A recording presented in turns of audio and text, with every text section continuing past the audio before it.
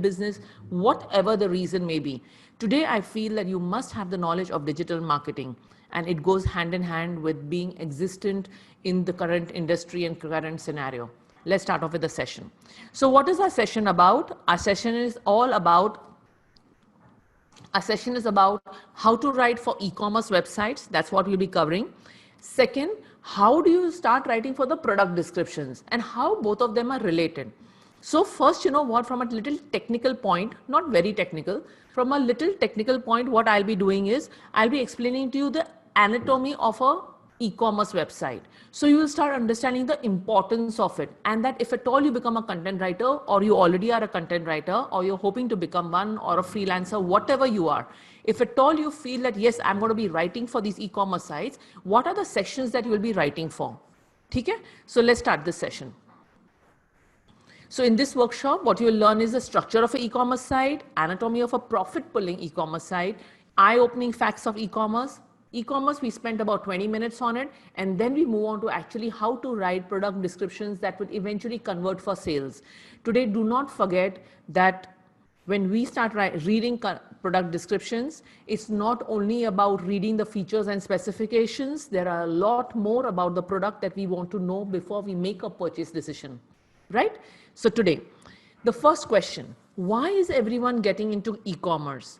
Today, because of these unique times, more than ever, assuming this unique times never happened, assuming March never happened, the coronavirus never happened, still people are getting their businesses online. E-commerce has been popular since the past 6 to 7 years, right? Since the app technology came out. Now you will tell me, ma'am, what is an app technology? You know, you and I keep installing apps, and then we use our mobile for most of our work. Rarely we open our laptops to do most of the things, right? So because the phones became smart, because the app technology came in, suddenly you had Amazon on an app. How many of us actually go to a laptop and access Amazon compared to the app? The ratio would be, I think, 80% phone, which is your app based. You're accessing this company on your app, based 20% on the desktop. That is your laptop, right? So before today also, before these unique times also, people were already moving to the e-commerce, right? Why? Because e-commerce had become very simple. Today, to launch your e-commerce company online is not a rocket science. You can use something called Shopify, you can use something called Zeppo, you can use something called CartRocket. There are many such marketing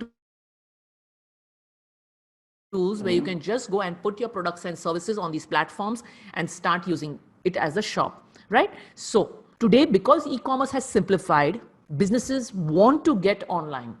And the best way to get online is by having your own store, correct? Let's go ahead. So how does this work? More and more people are buying online. Please understand, people were buying online throughout. Since the app technology, since we started getting Amazon, Flipkart, we moved Myntra, LimeRoad, whatever, whether it was for fashion, whether it was for products of Ayurvedic products, whether it was for home things, whether it was for books, whatever the reason be.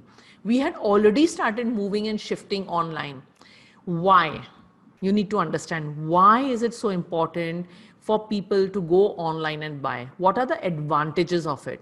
First, because of convenience. As I told you, we are humans. If I can get lazy, anybody can, I feel, right? The point is, it was a point of being convenient. It gets delivered at your house. It comes in no time. Most of the times it comes within 24 to 48 hours. So people have moved online because first of convenience. Second, great offers. Please understand, how many of us buy online on full price? Please understand the question before I open up the chat. My question to you is, do we actually buy online when there is no offer? So I want to ask you that one of the main reasons why we buy online is because of those lovely offers. To be honest with you, I have never bought online on full price. I've always looked for a good deal before I go ahead and buy. So my question to you is, have you bought, rather most of the time, don't you look for offers? Yes or no? Quickly, come on, there are 189 people in the house. Show me some energy. Yeah?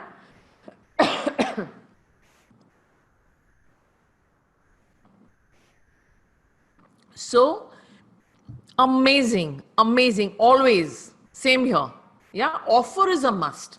So who makes up that offer? Who makes that sales page? Who puts in that offers? A content writer or maybe a digital marketer who takes help from a content writer, right? So we all know there are major two things: convenience, good prices, and anything else that you can think of why we buy online. So I'm talking about the top reasons. Huh? Don't give me a random reason. So one is the offer. For me, I'm a Sindhi, so offer, money matters, right? So first offer, second doorstep delivery, as she said, 24/7 availability, great, right? And one more thing, chalo free shipping, chalega, agreed. One more thing which is very important. Quickly, I'm going to give you 30 seconds. Ease of buying, good collection. Yes, wide range of products. So the variety of products is amazing. I'll give you a very simple example. When I was running and going for all these sports stuff of mine, when I go to my Nike store, I'm fond of Nike and Asics. So when I go to my Nike store, I see a particular range. But when I'm online, over there they probably have 50 to 60 models over there for women, right? And when I see it online, I get a range of 150 models of Nike, right? So the variety is larger on an e-commerce store. Correct. And obviously, yes, products from multiple vendors and diversification, all of those, right? But let's come back to this. Okay? Because this model is doing so well, and today, because of these unique times as well, people are trying to create their own e-commerce stores. So what is the advantage of creating your own e-commerce store? When we put in our products and services on Amazon, we share a certain percentage of our profit with the online portal, like probably with Amazon, probably with Flipkart, correct? But if you have your own e-commerce store, you don't share money with anybody, right? But that's not really the reason why people are going online. Even when you have your products and services on Amazon, the product description has to be written by you. Correct? So let's go and see a few elements of what is e-commerce. Yeah, we're already 15 minutes into the session. And then we will see further. Let me go here. Okay. Now, I want you to understand. So today I'm going to take you a little deeper into the meaning of audience, especially when we talk about the e-commerce platform. So first of all, we all know there are millions and millions of visitors each day online. What is the meaning of millions of visitors? As even in my earlier sessions, I've told you there are total 4.3 billion people online. That means who have access to the internet and who come on the internet or rather use that platform of internet, right? Thus, since 4.3 billion people are online, millions of people visit the internet on a daily basis. In fact, I think there would be 2+ billion people visiting the internet on a everyday basis, right? So why do people come online? First, if you can understand that how you can locate your ready to buy audience, then you can start writing for them. So first of all, you need to understand that every online retailer, news outlet, they wait and respond for people interested in them. So today, if I go online and I start Googling for a nice, a nice racket, okay, I'm into some sports. So let's say, for example, I'm looking for a squash racket, right? So that is my need. Correct? So based on my need, I go online and search for online stores to sell me my product and service, whatever that is I'm looking for, right? Furthermore, today things are not only restricted to the products and services. Today, if I'm looking for a job, I'm going online. Today, if I want to listen to the right kind of music, watch the right kind of movie, whatever, whether it's for entertainment, whether it's for work, whether it's for personal friendship, for anything, we are going online. So whatever product and service that you're going to be dealing on, please understand, you have a ready-made audience. You just need to tap on it, right? This is something that you need to really understand. So today I'm going to explain to you. This is a major takeaway. I know you may find it very simple, but I realize that a lot of people don't understand the meaning of market and they don't understand the meaning of audience. So give me 2 minutes just to explain it to you, right? You need to differentiate between your audience and your market, right? So a market is where you get your sales from. An audience is a fraction of that market, right? Of that said market, who eventually end up giving you business. So one is, which is the business, and the second is that fraction who gives me the business.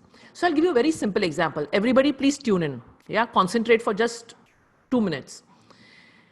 Simple example. Let's say for example, I'm a gamer, right? I am a gamer, right? And let's say for example, I created a game. So my market is a game. The gaming industry is my market. Assuming I'm a programmer and I'm creating games, right? So the market is the gaming market. I created an adventure game, correct? Like there's a game called Prince in olden times. So that is all about adventure where this prince gets lost and he goes from castle to castle. So this kind of a game is called an adventure game. So let's say for example, I made a game called Prince, which is falls under the category of an adventure game. I made it for what market? I made it for the gaming market. So the person who plays Candy Crush, is he going to come and install my adventure game? No. Please understand. My audience will be those who are interested in adventure games. So probably, I don't know whether you've heard of this game called Temple Run. It's an adventure game. So if somebody is interested, that's an adventure game. So in the gaming industry, I will get audience only from whom? From people who are interested in the adventure games. They are the only ones who will eventually end up installing my game. The whole market will never install my game, and this is how business works. So you have a market for the product. Like gaming is a great market in which my game being an adventure game is where my audience will lie. Got it? So that is how you narrow down your audience. Please understand, today you need to understand. So a lot of people say, you know what, my market is health and fitness. But your audience are health and fitness? No, because in health and fitness, probably you're giving a yoga class. And within that yoga class, you may have many other categories. The person who's interested in that little small category of yours is the one who's eventually going to end up giving you business. Got it? I hope that is clear. So I'm going to open up the chat for 2 minutes. And this is why we always tell you, narrow down your niche, narrow down your category. A lot of us know, whenever you give ads or whenever we are writing also know, we write for the whole industry, the whole gaming industry we are writing. Make your writing as specific as possible for that category, for that niche, for that audience. So it is market versus audience. I hope you got that sensibility today, right? Chalo. 74 people have replied to me. Let me quickly have a look. Yes, target audience. So inner market, your target audience. Perfect. So I'm going to shut the chat. Now, this is very important where we are going. The thing is, when somebody comes on your e-commerce site, please understand, if 100 people come on your website, all 100 will never buy. So the rule, we call it the 50% rule. The 50% rule is looking for something and they're willing to buy based on many other factors, right? So what is that number that shows you that you have already a ready to convert audience? So once somebody comes to your website, once the traffic comes to the website, then as a content writer, it's your job to convert those visitors, those interested visitors into at least a prospective customer or a customer, right? So what makes them, please understand, when 100 people come to your website, 50% are interested. Always remember the other 50% are just doing window shopping. They're not interested in buying, but they're just maroing chakkar, right? Maroing chakkar means they're just doing window shopping. Okay? Now, what is the number shows you is that you have to be ready to convert the balance 50%. So what converts them?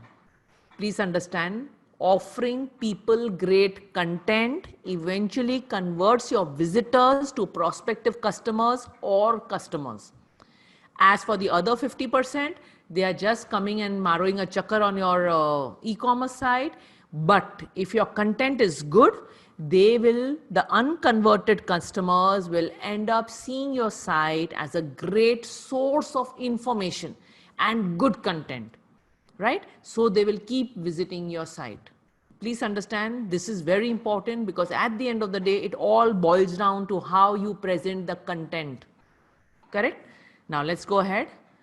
So the 3% rule. Now you say, ma'am, what is the 3% rule? Out of the 100 people who come, 50 may be interested, but 3% of them are anyway on the edge to simply buy your product and service, right? So The 3% is where you want to drive your whole force most fiercely. Why? Because out of the 100 people who come, 3 are definitely there to buy. So if you can, your content can talk to them in the language that they want. That is, your offer should be very prominent. Your content should be prominent. Your product description should be talking to them. So they end up taking that action. And therefore, we always tell you, whenever you're writing product descriptions or doing anything of that sort, always keep your best offer on top. Put your best content on top. So you will probably, as a content writer, you will describe that product in, let's say, 100 words to 200 words, and then talk about the features and specifications of the product. Please understand, feature and specifications are very easy to write. It comes with your format. Yeah, when you have a product, it comes with a feature and specification. But for a content writer to attract that particular prospective audience is where that kind of content should be on top. In our daily life, what we do, we save the best for last. Over here, it won't work. Here, you put your best words on top. Correct? So let's go ahead. Now, quickly, I'm going to take you through the anatomy of a profit-pulling e-commerce site. So this structure is very important for you to know. Why? Because based on this structure, you will keep creating content. So you're just not going to be hired for making product descriptions. No. When somebody comes on the e-commerce site, you'll be hired for many other things as well. So let's take a peep into it. We have 195 people in the house. Awesome. Let's go ahead. Team. You know, when we start a company, we have the whole team coming in, right from the base, the foundation part, that is. Right? If you're a part of the foundation part, you will have a say in the name of the company as well. So I'm going to give you a little bit insight, especially when you're having an e-commerce company. The name should be short. Why?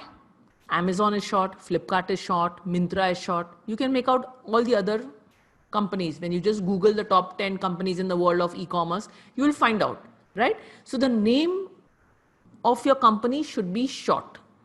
Yeah. And it should be very simple and easy to spell and remember. It should not be very complex. That is one very important part. So let's take a very simple thing.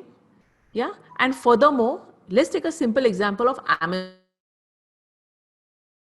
Amazon, right? So the person who started Amazon, Jeff, right? What did he think? He thought, I want to make the e-commerce store the biggest in the world. So he chose the name of Amazon. For him, in his mind that time, Amazon was the biggest river. So he's saying, Amazon biggest river, my e-commerce store will be the biggest one. That's the thought process that went into it, by the way. He didn't think that Amazon, what is the meaning of Amazon? You know, in India, we say, uska matlab kya hai? There is no meaning to it. Or when we name a kid also, the first thing you'll ask, what is the meaning of it? There's no meaning. It can be a short and sweet name, and then you can build your empire on it. So always remember, first tip, you can start writing this down. First tip is keep the name of your e-commerce store the shortest, right? It doesn't necessarily need to reflect what your store is going to sell. Yeah, a lot of times, you know, we all get distracted. Array, it should mean something. I'm selling clothes. Not necessary. Okay? This is something that you have to remember. Let's go to the next slide. The home page. What's the meaning of a home page? When you Google for the website, when you click on the link, you come to the first home page. We call it the home page, right?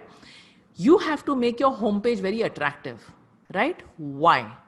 Because when somebody lands on your website, it is just like the entrance of a real store. Just imagine when you're walking by on the street and you see 10 stores, the ones whose storefront you like and find it the most attractive, you will enter over there. Agreed? Yeah, it grabs your attention.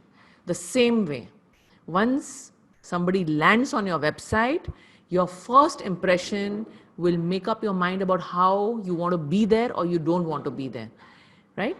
So when the person lands on your page, your content should be related to your product and service that you're selling, right? It should be organized and easy to navigate. I'm not saying that you're going to turn into a web designer, please understand, but as a content writer, when you look at the structure of the e-commerce site, you should be able to give in your inputs. So you can talk this something like a consultancy as well. Yeah, so this is content consultancy, correct? Then you have something called category menus. Whenever we go onto an e-commerce site, don't they have different types of categories? Yeah, they have a category maybe of food, they have a category of tools, category of books. So those categories need to be described well, right? So Alibaba.com is a very good store where how they have, kind of managed their categories, right?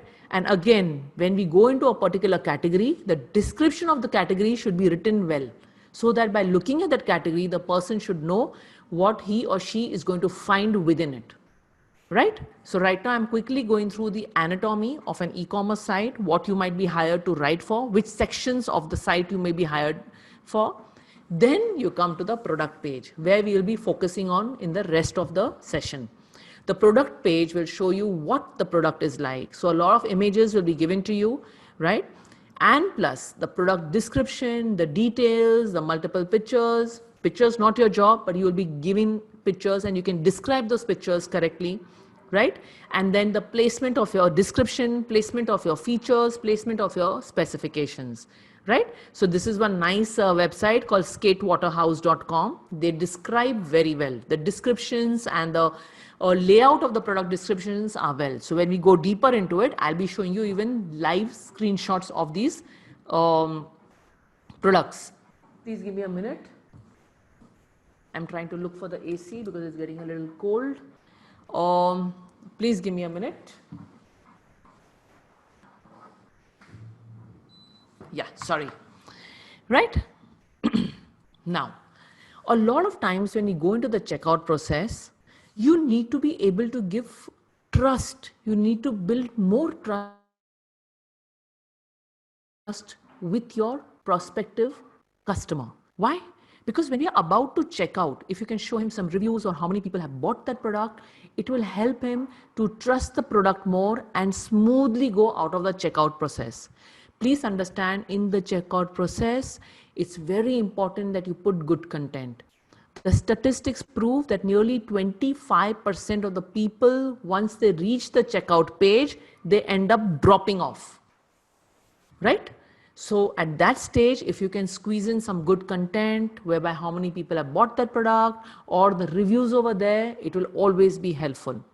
Correct? And furthermore, obviously, you have the other technical stuff like email, password, and personal information, which is not your headache. But generally, in the checkout process, the description that is there should be written by a content writer, right? Furthermore, once the checkout process when the checkout is successful, that means the purchase has been made. Then what you need to do is you need to design a very good thank you page, right? A very good successful page. So this is the job of a content writer. So how to write a thank you page, how to write a success page is the job of a content writer, right? And this is something which is very important, because please remember, when you run an e-commerce store, you want your prospective customers to keep coming repeatedly. This is not a one-time business. When you have an online store, you want people to keep coming back for more. Therefore, the thank you page, the successful page, is extremely important to put in something of soul and heart in it as well, along with information and thanking them and things like that, right? And then content writers are hired for writing the help section, the contact us section, the frequently asked questions. That's all the job of a content writer. Obviously, based on the product and service or the company that you're working for, they will give you all the information, and then you got to sort it out in the most best way so that you can connect with your audience. Then, before we go into the product descriptions, I'm giving you a short recap. The name of the company, the products that you put in, the sections of the e-commerce. I have the last question, in this other words, the question that I'm going to be asking you regarding e-commerce, that's your last question, is that, did you understand the anatomy of this e-commerce site? Quickly answer me so I can move ahead with the product descriptions. Chalo, quickly. Did you get some sensibility about how an e-commerce site is designed and how content writers are hired to be writing information for different sections of the e-com site? Quickly put in so I can go ahead with the most important part of the session, which is how to write product descriptions.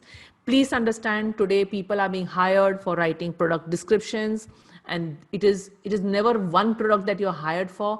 There are multiple products that a company has, and this goes into thousands. Sometimes Amazon, how many pages do you think Amazon would be having? In lakhs, right? I have Puneet Patel who's putting his hand up. I'm wondering why. Yeah, superb. Right. So somebody is asking me to give a review of a market and audience again. So I will quickly give you a small insight about that. So what is a market? Market is, let's say, for example, a health and fitness market. Correct? So in health and fitness, don't, what do you say, gym comes in it, yoga comes in it, probably, what is that, kickboxing comes in it, right? So a lot of factors, a lot of things come under the health and fitness. So that means there's a lot of market for the health and fitness. In today's day and age, health and fitness is number one industry, right? And within, so there's a market for fitness products. And within that, if I choose yoga, right? If I, let's say, for example, I made a product on yoga, maybe I launching a course on yoga. So that who will buy? Obviously the health and fitness, but then within that, my audience would be not the complete health and fitness. My audience would be only those people who are interested in the yoga, correct? So market is the entire market, industry, and audience is the one who eventually ends up giving you business. Okay, Kritika, I hope that's clear. Let's go ahead. So now I want you all to be alert. It's already 9:35. Yeah.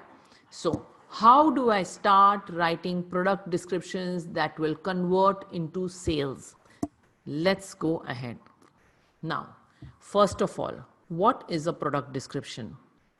A product description is a copy that includes information about the product's features and specifications. Please understand, the feature and specification is a fact about that product. Obviously, you got to include that whenever you start writing a product, right? But you don't have to take it too technical. Because at the end of the day, when somebody looks at the product description, what is it that you want? You are trying to trigger the shopping impulse in that person. You want him to, it should have, your product description should have some marketing message itself, so that when a person looks at it, he would want to acquire that product or service. So with marketing tactics such as creating a sense of urgency. Now, what's the meaning of sense of urgency? Sense of urgency is something that we always, why? We always want a person to think that there are only this much. And if you don't act now, you will probably lose out on this offer. This is a very common strategy used by most marketers. Now, before I go ahead, I'll be just sharing some links with you so that if you like my webinars, you can just give me a minute, please. Let me quickly go and just share some links with you. This is for the people who are here for the first time. It's just a few. So while I'm here, I can just share some links with you all. Yeah, let me go here. I'm just sharing some links of our courses, which you normally do. If interested, you can download it. Let me go back to the session, right? So what's the meaning of creating a sense of urgency? Sense of urgency means you're going to push the person, you're going to persuade the person to take some kind of action, if at all he likes your product or service, or give him the feeling of losing out. Second, how to take advantage of social proof, how to use powerful call to actions. So your product description should perform and include all of these elements. Only when it includes all of these elements will the visitor take some kind of an action and end up buying, right? And obviously, as an owner of this e-commerce store, you want to drive maximum sales, correct? So first, now that you've established what is product description and why it's important, let's go ahead. So what is the meaning of sales funnel? See, digital marketing and content writing, many a times I've told you, is hand in hand, right? Now, since it is hand in hand, there's something called a sales funnel. What happens is, first you build a website, you get your product descriptions in there. A lot of people do not give attention to the product descriptions. Please understand, once your e-store is ready, the marketing team gives ads on different platforms, maybe on Facebook, social media platforms, on Google platforms, email marketing, whatever it is that they're doing. They will eventually get all of these platforms and they pump in money to get visitors to your traffic to your website. Correct? So whether it is your visitors, traffic from different sources by giving advertisements. Please understand, advertisements cost money. So when they have already spent so much money to get you the right kind of traffic on your website, don't you think product description is the final step? After he's seen your ads, decided to come to your website. Once he come to your website, it is the product description. So it is very much lower into the sales funnel. So if I show my ad to 10,000 people, only probably 1,000 end up coming to my website. That means my funnel is getting narrower and narrower. Please understand, product description is very much lower in the funnel. It helps you tip the visitor from being a visitor to a customer. It is that important in the sales funnel, right? So please understand, the sales funnel mein product description is the most important factor, right? Now, why is furthermore, you should be aware that a perfect product description should also drive traffic to your website through search engines. Please understand, when you're hired to write a product description, we make it SEO friendly as well. What's the meaning of SEO? SEO means search engine, SE, search engine. Optimization. Optimization means you're trying to rank your products and your websites or whatever it is that you're selling higher and higher on the Google rankings. When you write a good product description with the right kind of keywords, you even start ranking on Google. So a person who writes product description not only helps the tip over, it even helps in the marketing of the website. So if you use the right keywords and phrases that are normally searched online, you are helping in SEO as well. And furthermore, it also has a significant impact on your position in the marketplaces. In other words, when people come on your website and your product description is good, it adds a class and value to it, right? So this is very important because first, it obviously even gets you the right kind of sales, but not only that, it even drives more traffic your way with the path of SEO. Now, so product descriptions may require a bit more effort, will pay off in the form of higher conversions. What it means is we will see soon.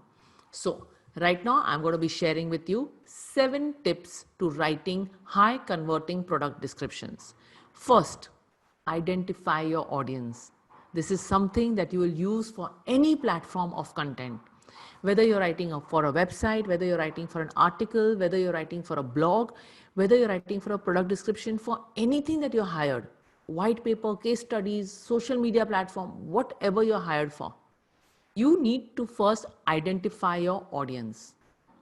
Every marketing action taken is always keeping your target audience in mind. So how do you create the right audience? You do your research, you create a buyer persona. What's the meaning of a buyer persona? It's like a detailed profile of your ideal customer. So it should include the main characteristics of your target market. Got it?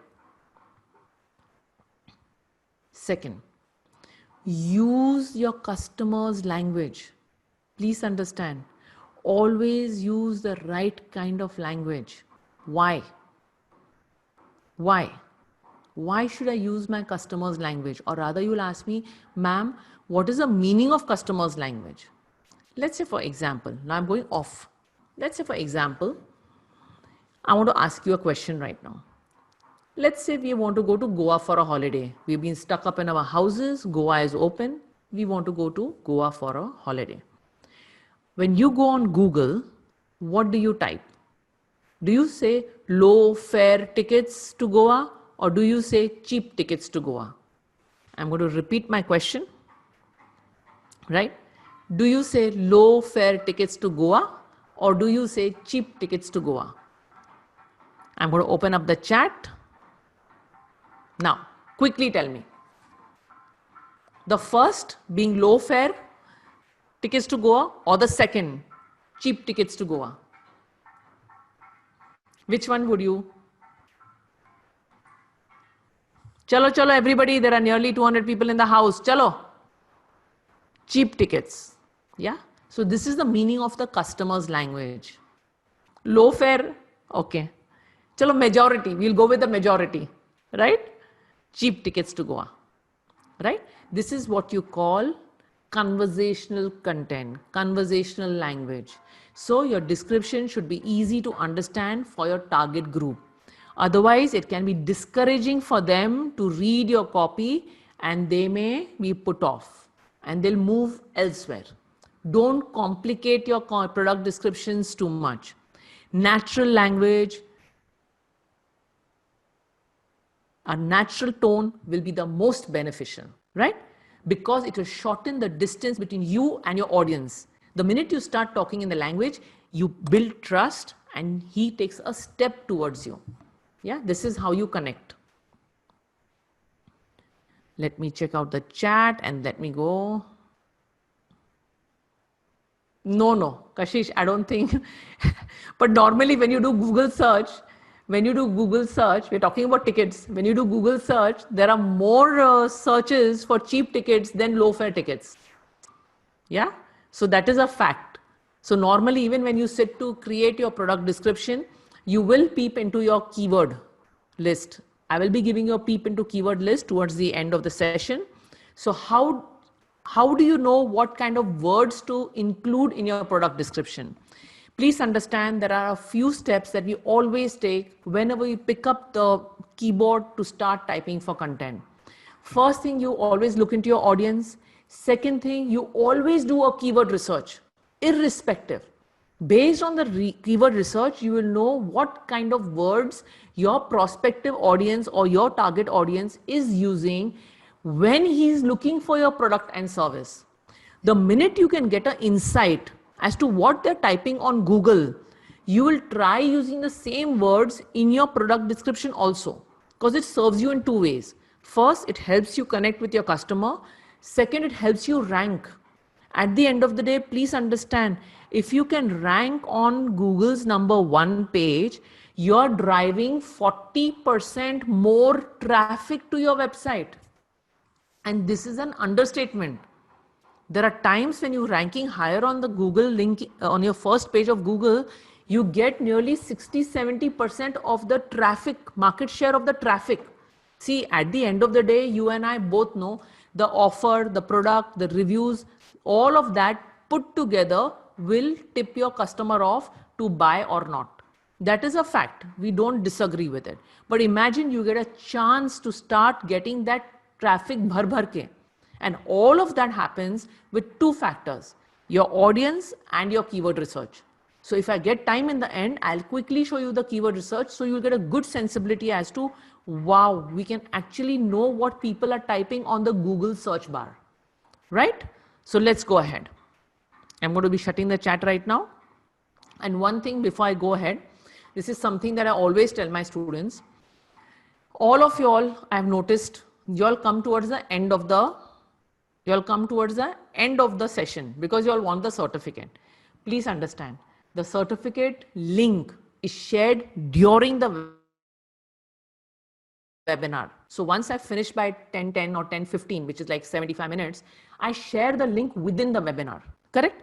So right now I am telling you, because otherwise you all will keep sending me emails. I get nearly 10 to 15 emails every day. You did not share the link on the email. The link doesn't come in the email. The link is shared within the webinar. Okay. So if you're in the webinar, you have seen the link. Fair enough, right? And once you see the link, you have to just subscribe to the link. Then an email comes to you. You click on the blue button, which I'll show you. But please understand that don't trouble me by sending me emails. Yeah, it's not humanly possible for me to answer all those emails regarding the certificates, right? Chalo, let's go ahead. Tip number 3, highlight the product's benefits. Now today you'll ask me, ma'am, what's the meaning of benefit? Please understand, people do not buy products. They are more focused on the value and appreciate the customer experience they encounter. That's why we say that people buy on emotions. What does that mean? Please understand. Today, if I don't know what the product can do for me, let's say for example, today I'm trying to sell my digital marketing course, right? So if I just say, you know what, my digital marketing course has 30 modules, it's the best, it's power packed with 80 hours of live training, a mentor with you, blah, blah, blah. I give you all the features of my course, right? And I can probably gain your attention till it matters to you. I can tell you it's got 10 international certifications, 30 modules, blah, blah, blah, lot of things. But if I start connecting with you and saying, you know what, if you do this digital marketing course, it's going to enhance your career.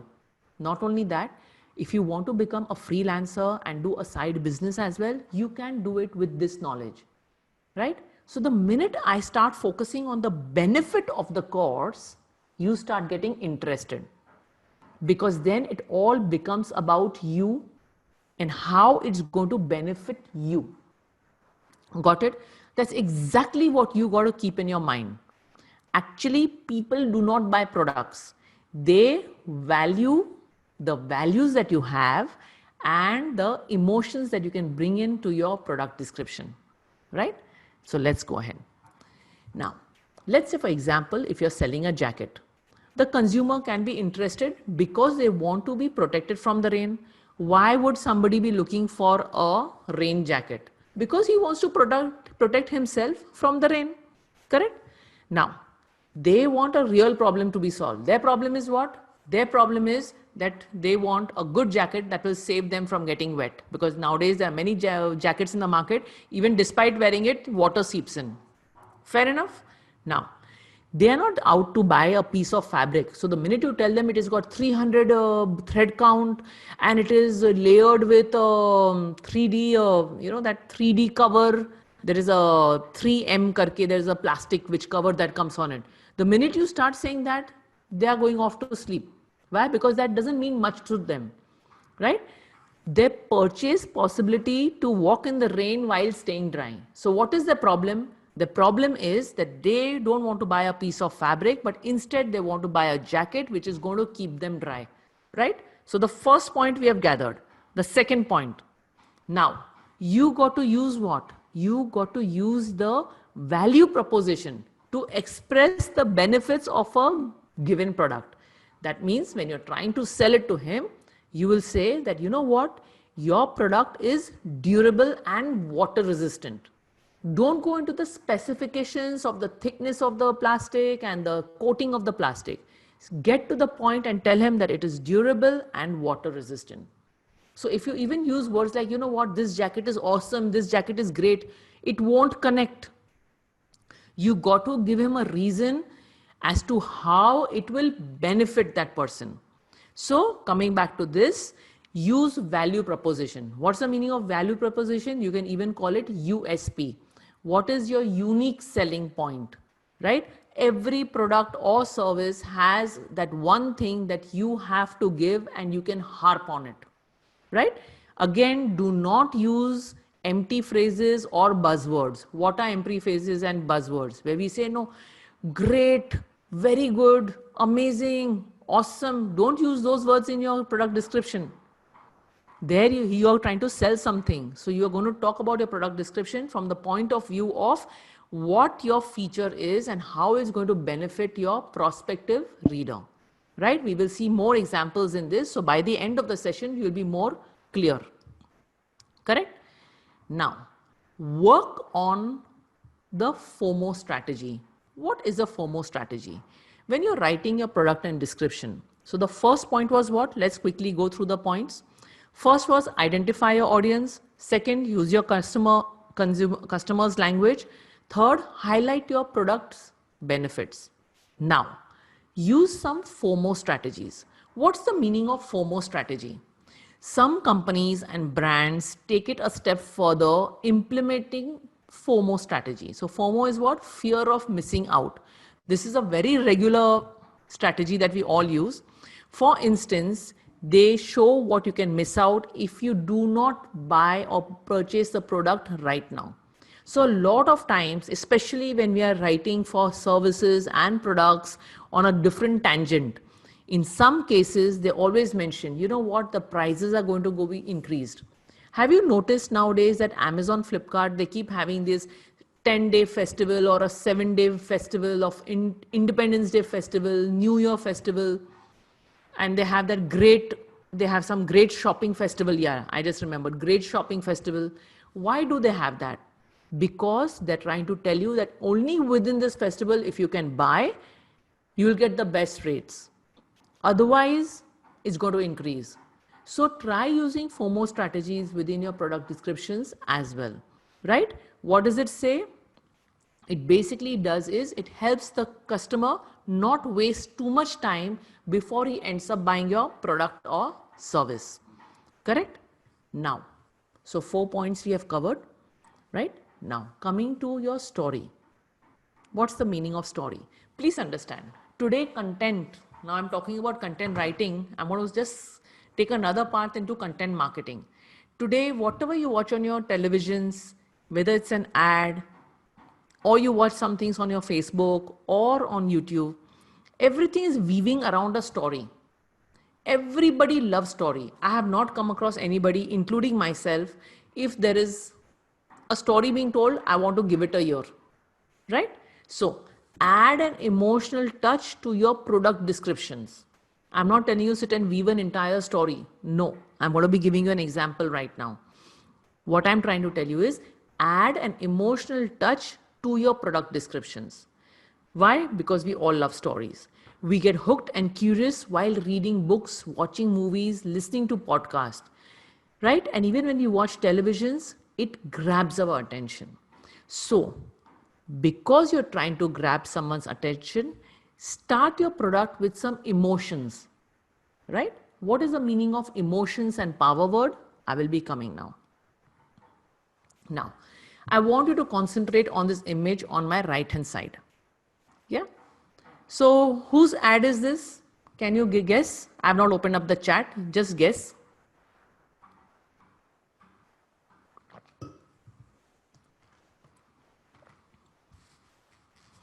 It is Tata company, Tanishq. Yeah. Most women in the group will know who Tanishq is. And I think most men will also know who Tanishq is. Right. So Tanishq is the Tata company ka jewelry store, gold store, diamond store, jewelry store, call it whatever you want. Right. So what have they done in their ads, in their images online, whenever they're trying to sell a product or service, they pick up an emotion around it. So this is a mother-daughter duo. Probably this product was released. And as you can see, there's no product over here, right?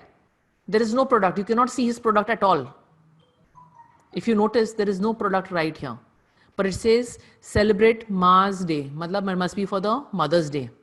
And it says heart of gold. In other words, what they're telling you is buy some gold and give to your mother, right? So this kind of looks like a story.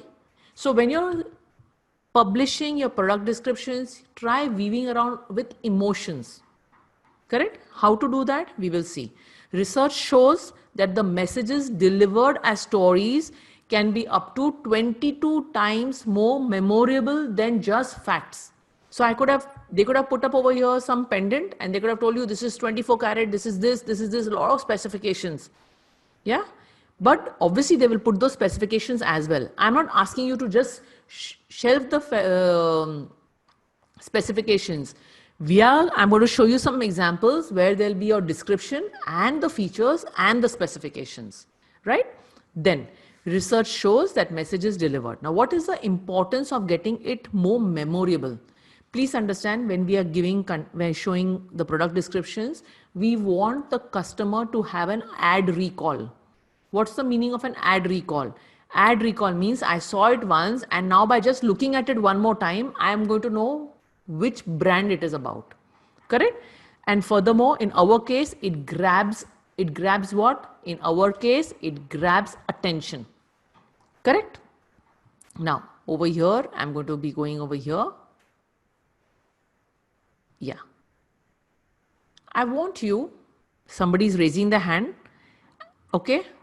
I'm not going to be opening up the chat right now. I want to cover this session and then we'll open the chat. Okay. Right.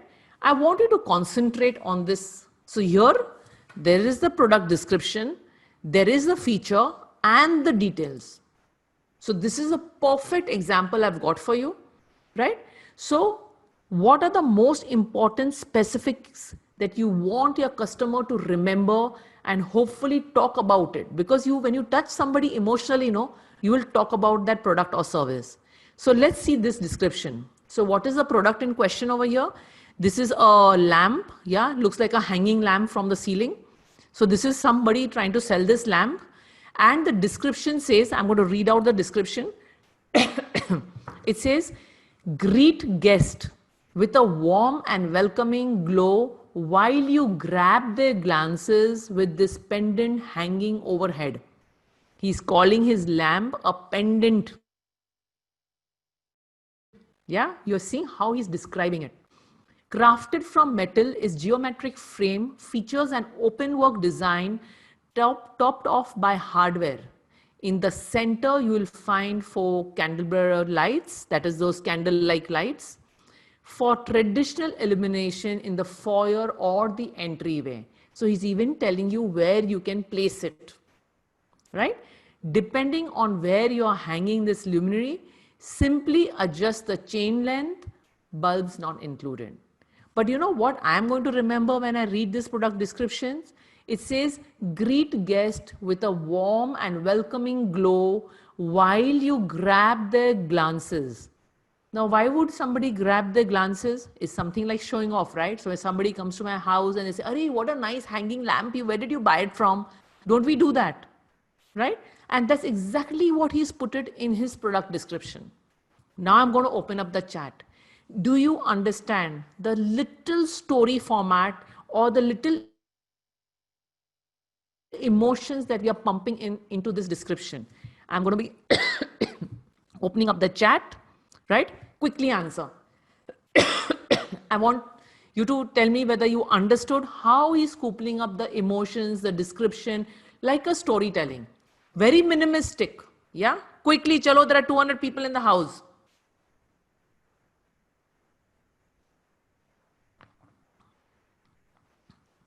So they could have gone with a generic description of how the light is and the features, but instead they started with what?